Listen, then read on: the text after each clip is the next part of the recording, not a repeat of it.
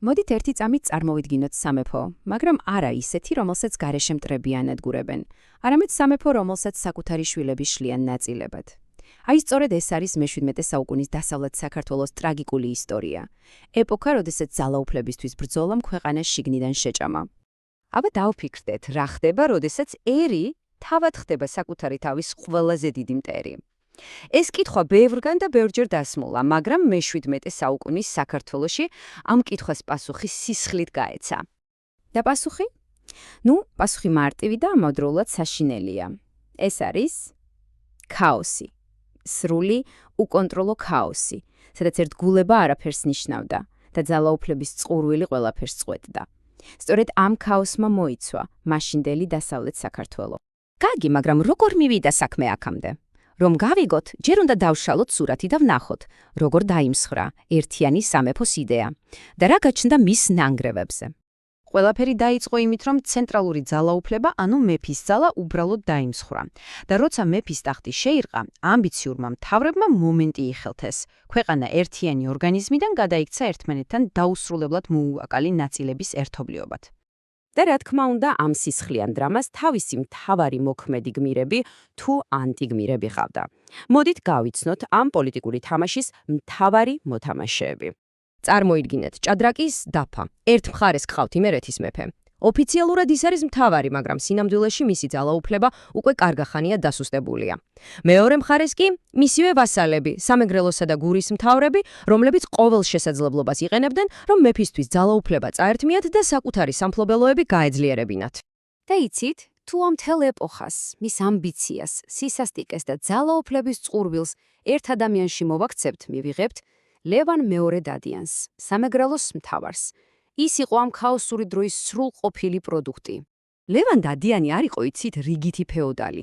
ის იყო ნამდვილი პოლიტიკური ცხოველი, ბრწყინვალე სტრატეგი და ამავდროულად აბსოლუტურად დაუნდობელი მმართველი, როცა საქმე მის მიზნებს ეხებოდა.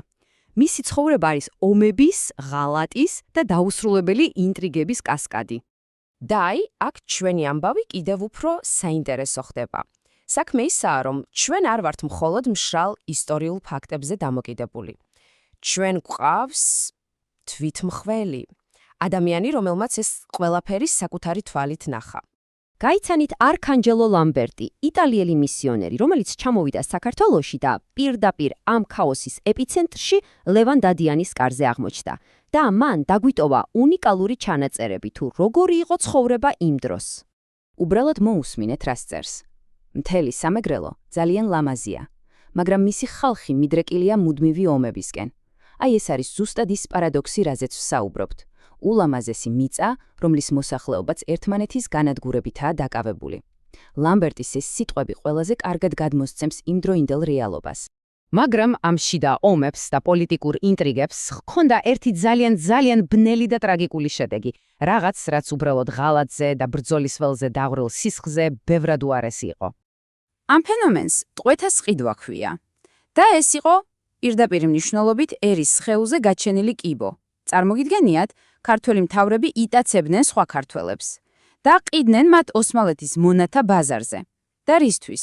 იარაღისთვის, ფულისთვის, რათა შემდეგ კიდევ უფრო მეტი ქართველი დაეტყვევებინათ. ეს იყო თვითგანადგურების საშინელი დაუსრულებელი წრე.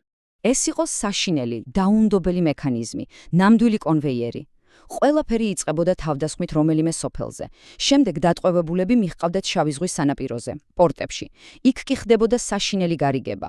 ადამიანის სიცოცხლე იცვლებოდა იარაღსა და სხვადასხვა საქონელზე. კარგი, და რა მოიტანა საბოლოოდ ამ ყველაფერმა? რა დაუტოვა ამ სისხლიანმა საუკუნემ საქართველოს? რა დარჩა ამ ქაოსის შემდეგ? შედეგები?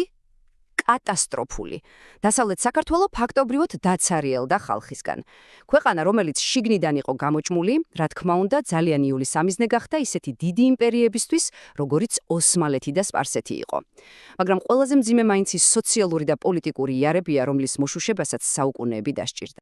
ანუ თავარი რაც უნდა გავიგოთ, ესაა.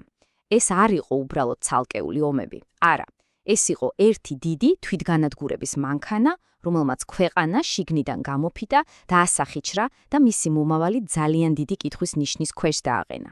და ბოლოს ეს ისტორია გვიტოვებს ერთ ძალიან რთულ, მაგრამ მნიშვნელოვან კითხვას. რამდენად ვსწავლობთ საკუთარ შეცდომებზე? როგორ აყალიბებს ერის წარსულის ყველაზე ბნელი პერიოდები, მის დღევანდელობას და მის მომავალს? ამაზე პასუხი ალბათ თითოეულმა ჩვენგანმა უნდა ვეძებოთ.